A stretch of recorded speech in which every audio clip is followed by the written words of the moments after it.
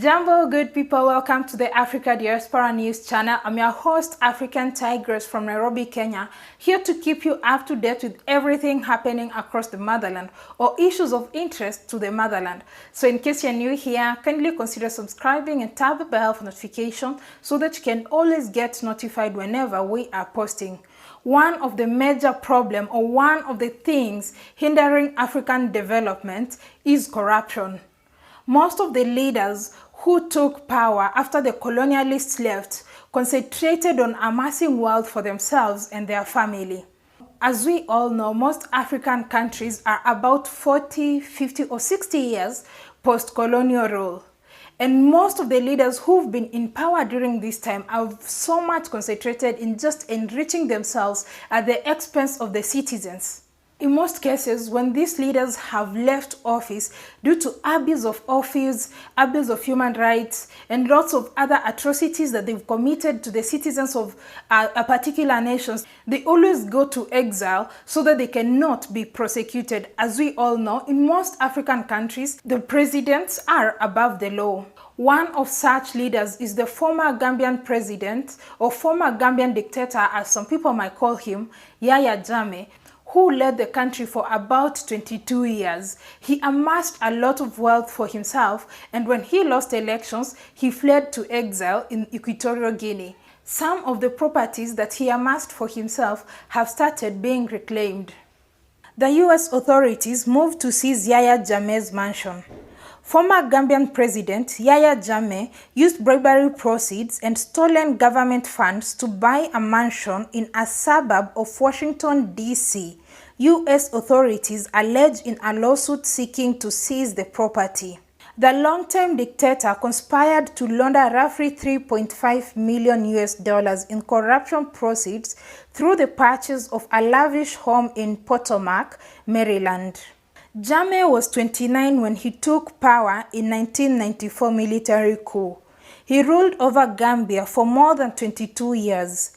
He and his wife Zainab Jammeh fled into exile in Equatorial Guinea after he lost a December 2016 presidential election to Adama Barrow. Jammeh acquired at least 281 properties during his time in office and operated more than 100 bank accounts directly or through companies or foundations in which he has shares or an interest. Neither Jammeh nor his wife Zainab appear to have family wealth to explain how he acquired assets. The couple's children attended schools in Washington area after the family purchased the Potomac mansion in the name of a trust for $3.5 million in 2010. Jammeh wasted or stole an equivalent of more than $300 million in US dollars from public accounts. Jammeh also accepted bribes and kickbacks in exchange for granting monopoly rights to businesses over sectors in the Gambian economy. He also created a terror and assassination squad that he called the junglers that answered directly to him. He used the junglers to terrorize, interrogate, threaten, or kill the people whom he felt that were actually a threat to him. Now, this brings me to a point. Recently, we saw a lot of people demonstrating in the streets of the Gambia asking for his return or for him to be allowed back in the country. To them, he was the best president ever existed. He is the only president who can develop the country. He is the only president who will know that when we speak with him, he will know what we are talking about. He will understand what we are talking about. A body called the Truth, Reconciliation and Reparations Commission, or TRRC, was set up to investigate crimes committed under the Jammeh regime. It has heard shocking testimony, including from hitmen who say they carried out dozens of murders for the regime. Harrowing allegations of torture also feature prominently, and Jammeh himself has been accused of rape. But supporters reject these accusations out of hand, and are confident that the APRC, the former ruling party, will bounce back. This can show it by yourself. The crowd and the people that show their love, the TRRC, this will show them that Still now, people love the former president.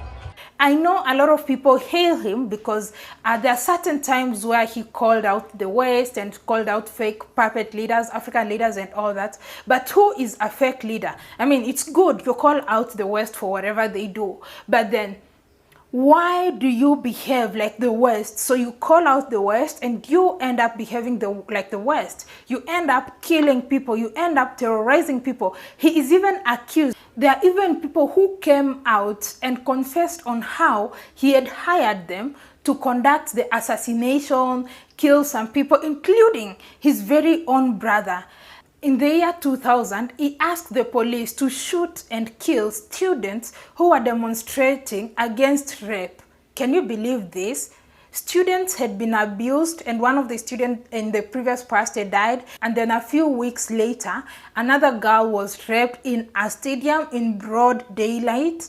And when students got mad about how they were not protected, they went to the streets for a peaceful demonstration, and he ordered the police to shoot and kill students, and 13 students and 1 child were killed during those demonstrations. In the year 2005, he killed more than 50 Ghanaians, Nigerians, and other West African migrants who were bound for Europe for fear that they were mercenaries who were there to overthrow his government.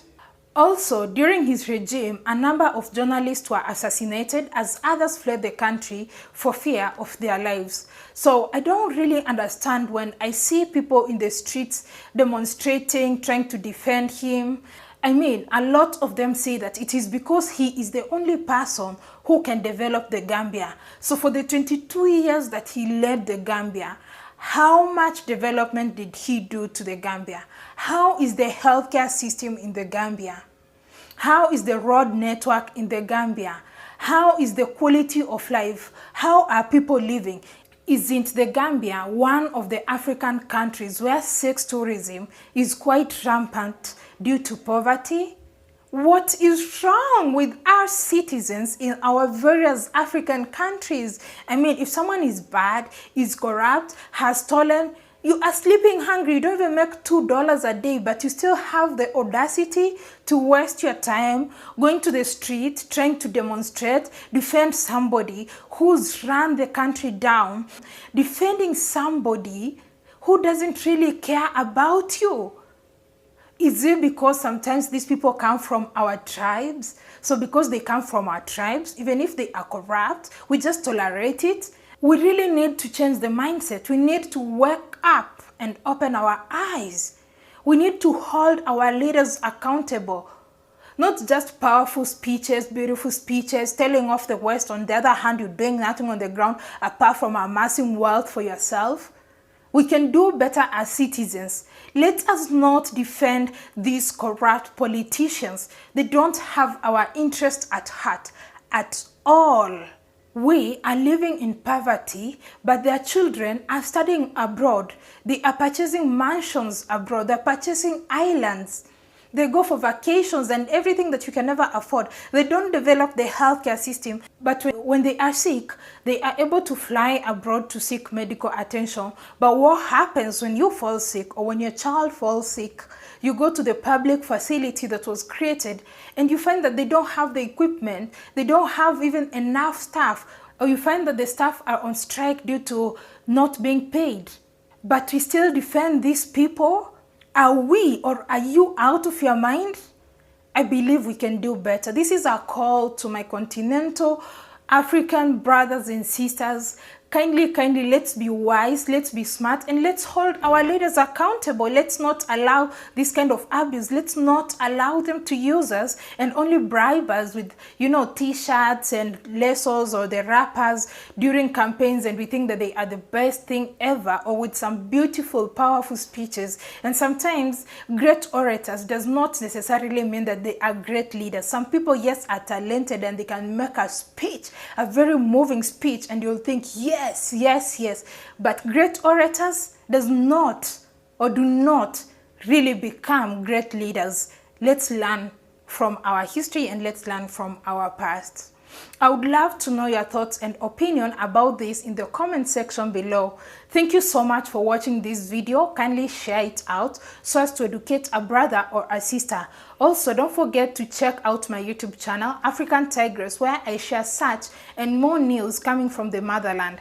So until then, kwaheri!